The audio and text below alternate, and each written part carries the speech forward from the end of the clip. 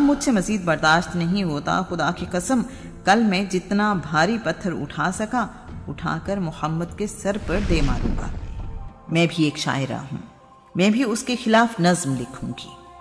یاد رہے کہ یہاں ام جمیل جس شاعری کی بات کر رہی ہے اصل میں وہ سورہ لہب کا تذکرہ کر رہی ہے۔ ایسا کئی بار ہوا ہے کہ ابو جہل نے نماز کے دوران رسول اللہ کو مارنا چاہا، ہر بار اسے ناکامی ہوئی۔ میں محمد کے قریب ہونے لگا تو ایک بہت موٹی گردن والا اونٹ جس کا سر بہت بڑا تھا کھانے کے لیے میری طرف بڑھا۔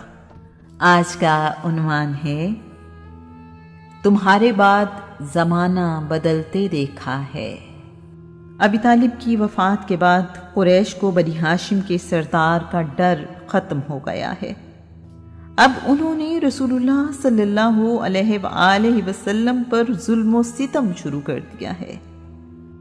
ابو لہب، عقبہ بن ابو معیط اور حکم بن ابو العاص رسول اللہ صلی اللہ علیہ وآلہ وسلم کے پڑوسی ہیں۔ ان کا معمول ہے کہ اپنے گھر کا کوڑا کرکٹ اور جانوروں کا گوبر رسول اللہ کے گھر پھینک دیتے ہیں۔ رسول اللہ صلی اللہ علیہ وآلہ وسلم بڑے صبر سے رہتے ہیں، اس گندگی کو اٹھا کر باہر پھینکتے اور صرف اتنا کہتے ہیں، عبد مناف کے بیٹو تم ہمسایہ ہونے کا حق خوب ادا کر رہے ہو۔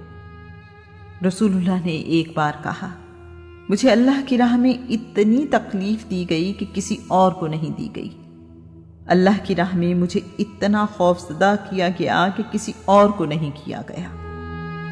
رسول اللہ صلی اللہ علیہ وآلہ وسلم بعد کے زمانے میں ذکر کرتے رہے، میں دو شرارتی ہمسایوں میں گھرا ہوا تھا، ایک طرف ابو لہب اور دوسری طرف عقبہ بن ابو معیط تھا۔ یہ گوبر اور گندگی اکٹھی کر کے میرے دروازے پر آ کر پھینک دیا کرتے تھے۔ عبداللہ بن عمر بن عاص کا بیان ہے، رسول اللہ صلی اللہ علیہ وآلہ وسلم ایک دن نماز ادا کر رہے تھے کہ عقبہ بن ابو معیط وہاں آیا اور ایک چادر رسول اللہ کی گردن کے ارد گرد ڈال کر اسے بل دینے لگا۔ قریب تھا کہ رسول اللہ کا دم گھٹ جاتا۔ ابو بکر بیت اللہ پہنچ گئے۔ ابو بکر نے عقبہ کو دھکا دے کر رسول اللہ کی جان بچائی اور لوگوں سے کہا، بے شرم لوگوں، تم ایسے انسان کو قتل کرنا چاہتے ہو جو کہتا ہے کہ میرا پروردگار اللہ ہے اور تمہیں بھی اس رب کی طرف آنے کی دعوت دیتا ہے۔ رسول اللہ مکہ کی ایک گلی سے گزر رہے ہیں، عقبہ بن ابو معیط نے رسول اللہ کے چہرے پر تھوک دیا ہے، بجائے اس کے کہ وہ تھوک رسول اللہ کے چہرے کی طرف جاتا، حیرت انگیز طور پر وہ تھوک عقبہ کے گال پر گر گیا ہے۔ عقبہ کا گال جل گیا، جس کا نشان عقبہ کے چہرے پر ساری زندگی باقی رہا۔ ابو لہب نے رسول اللہ صلی اللہ علیہ وآلہ وسلم کے سر پر خاک پھینک دی ہے۔ آپ صلی اللہ علیہ وآلہ وسلم اسی حالت میں گھر تشریف لائے ہیں۔ رسول اللہ کی بیٹی آپ صلی اللہ علیہ وآلہ وسلم کا سر دھوتے ہوئے روتی جا رہی ہے۔ رسول اللہ صلی اللہ علیہ وآلہ وسلم اپنی بیٹی سے کہہ رہے ہیں، بیٹی رو نہیں، اللہ کریم تمہارے بابا کی حفاظت کرنے والا ہے۔ قریش کا گروہ کعبہ میں موجود ہے۔ اس گروہ میں ابو جہل، عتبہ بن ربیعہ، شیبہ بن ربیعہ، ولید بن عقبہ، امیہ بن خلف اور عقبہ بن ابو معیط شامل ہیں۔ وہ آپس میں رسول اللہ صلی اللہ علیہ وآلہ وسلم کے بارے میں باتیں کر رہے ہیں۔ حرم کے قریب ہی کسی نے اونٹ قربان کیے ہیں، ابھی ان اونٹوں کی گندگی اور انتڑیاں وہیں موجود ہیں۔ ابو جہل ان سے کہہ رہا ہے، تم میں سے کون اتنا بہادر ہے کہ بدبودار اوجھڑی اٹھا کر لائے اور سجدے میں جانے پر محمد کے اوپر رکھ دے؟ اگر ایسا ہو تو مزہ ہی آ جائے۔ عقبہ بن ابو معیط کہتا ہے، میرے یہاں ہوتے ہوئے کسی اور کی کیا ضرورت ہے؟ یہ کارنامہ میں سر انجام دیتا ہوں۔ عرب میں مجرموں کو موت کی سزا دینے کا ایک طریقہ یوں ہے، خون اور گندگی سے بھری ہوئی اونٹ کی اوجھڑی مجرم کے سر پر اس طرح رکھی جاتی ہے کہ اس کا سر اور چہرہ اوجھڑی کے اندر چلا جاتا ہے۔ جب اوجھڑی تھیلے کی طرح گردن تک چڑھ جاتی ہے تو اسے نیچے سے باندھ دیا جاتا ہے۔ ناک اور منہ اوجھڑی کے اندر بند ہونے سے آدمی سانس گھٹنے سے مر جاتا ہے۔ اس کے علاوہ مجرم کی ناک اور منہ میں گندگی بھر جاتی ہے۔ یہ طریقہ موت کے علاوہ ذلت و رسوائی کا باعث ہوتا ہے۔ عقبہ گندی بدبودار غلاظت سے بھری ہوئی اوجھڑی اٹھا لایا ہے۔ رسول اللہ صلی اللہ علیہ وآلہ وسلم سجدہ کرنے کے لیے جھکے تو اس نے اوجھڑی آپ کی گردن اور کندھوں کے اوپر رکھ دی ہے۔ عقبہ نے اوجھڑی رسول اللہ صلی اللہ علیہ وآلہ وسلم کے سر پر اس طرح رکھی ہے کہ اوجھڑی نے آپ کا سر، گردن اور کندھے چھپا لیے ہیں۔ اوجھڑی ہر طرف سے زمین کو چھو رہی ہے۔ رسول اللہ کے لیے سانس لینا دشوار ہے۔ اوجھڑی اور اس میں موجود گندگی کا وزن اس قدر زیادہ ہے کہ سجدے سے واپس اٹھنا ممکن نہیں ہے۔ یاد رہے کہ اونٹ کی اوجھڑی اور اس میں موجود گندگی کا وزن تقریباً 60 کلو گرام ہوتا ہے۔ اگر اتنا وزن سجدے کی حالت میں کسی کی گردن اور کندھوں پر رکھ دیا جائے تو اس کے لیے اٹھنا یا اس کے نیچے سے نکلنا ممکن نہیں رہتا۔ یہاں موجود تمام لوگ رسول اللہ کو اس حال میں دیکھ کر کہے لگا رہے ہیں۔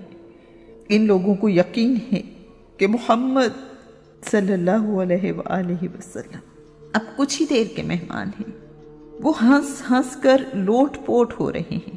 ان سرداروں کو دیکھ کر کسی کی جرت نہیں ہو رہی کہ رسول اللہ کو اس مصیبت سے نجات دلائے۔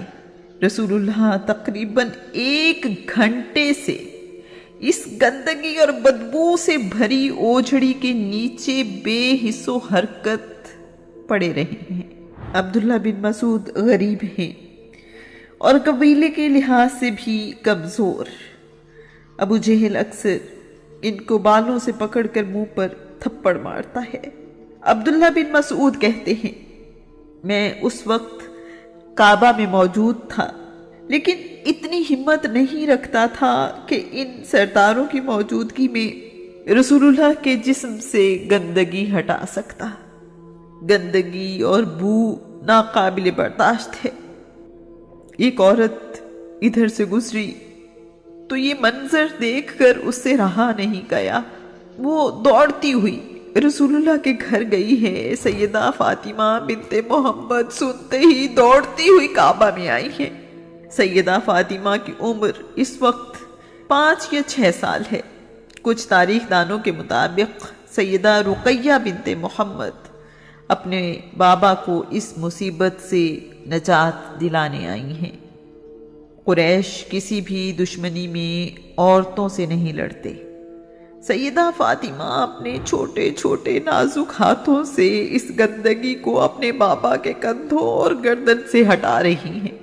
سیدہ نے رسول اللہ کے چہرے پر موجود گندگی کو اپنے کرتے اور دامن سے صاف کیا تو رسول اللہ ٹھیک سے سانس لے سکے ہیں۔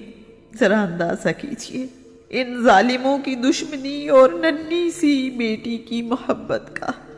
ایک بچی اپنے والد کو اس حال میں دیکھے، وہاں بہت سارے دشمن ہوں اور اللہ کا رسول اکیلا، کیا یہ منظر کبھی بھلایا جا سکتا ہے؟ رسول اللہ نے بلند آواز میں دعا مانگی ہے، اے اللہ قریش کو پکڑ لے۔ قریشی سردار رسول اللہ کی آواز سن کر پریشان ہو گئے ہیں، ان کی ہنسی غائب اور چہرے اتر گئے ہیں، ان پر رسول اللہ کی دعا کا خوف طاری ہو گیا ہے۔ سیدہ فاطمہ کا ہاتھ رسول اللہ کے ہاتھ میں ہے، دونوں باپ بیٹی خاموشی سے اپنے گھر جا رہے ہیں۔ رسول اللہ اور سیدہ فاطمہ کے کپڑے گندگی سے بھرے ہوئے ہیں۔ رسول اللہ اور سیدہ فاطمہ بیت اللہ سے نکل کر ابن ابی حسین کے گھر کی طرف سے سعی کرنے کی جگہ کی طرف جا رہے ہیں۔ سعی کرنے کی جگہ پار کرنے کے بعد عباس بن عبد المطلب اور ابن اظہر بن عبد اوف ظاہری کے گھروں کے درمیان سے گزرتے ہوئے اخنس بن شریق کے گھر کے قریب موجود اپنے گھر میں داخل ہو گئے ہیں۔ باپ بیٹی کو راستہ کس قدر طویل محسوس ہوا ہوگا، ان کے دل پر کیا گزری ہوگی، رسول اللہ کے لیے یہ تمام وقت کس قدر تکلیف دہ ہوگا۔ گھر پہنچنے پر رسول اللہ کی بیٹی سیدہ رقیہ بنت محمد نے آپ صلی اللہ علیہ وآلہ وسلم کا سر دھلایا اور کپڑے بدلوا کر خون اور گندگی والے کپڑے دھوئے ہیں۔ عرب کی روایات کے مطابق کعبہ میں سب لوگوں کے لیے پناہ ہے، خواہ وہ قاتل ہی کیوں نہ ہو۔ لڑائی اور دشمنی کعبہ کے حرم میں امن میں بدل جاتی ہے۔ رسول اللہ اور مسلمانوں کی دشمنی میں قریش حرم کعبہ کا احترام بھول چکے ہیں۔ قریش کو رسول اللہ کے دین کی وجہ سے اپنا عقیدہ اور حکومت دونوں خطرے میں محسوس ہوتے ہیں۔ اگلی صبح اللہ کا رسول اسی حوصلے اور عزم کے ساتھ کعبہ میں اپنے رب کے حضور سجدہ کرنے کے لیے موجود ہے۔ بڑی سی بڑی تکلیف بھی رسول اللہ کا حوصلہ کم نہیں کر سکی۔ رسول اللہ نے ایک بار کہا، چچا ابی طالب کی زندگی میں قریش مجھے ستانے میں ڈرپوک تھے۔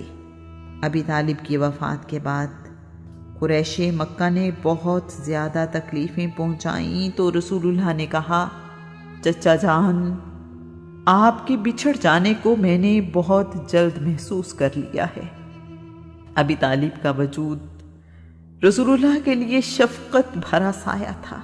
ابی طالب نے ساری زندگی رسول اللہ پر نچھاور کر دی اور اپنے والد عبد المطلب سے کیا ہوا وعدہ پوری طرح نبھایا۔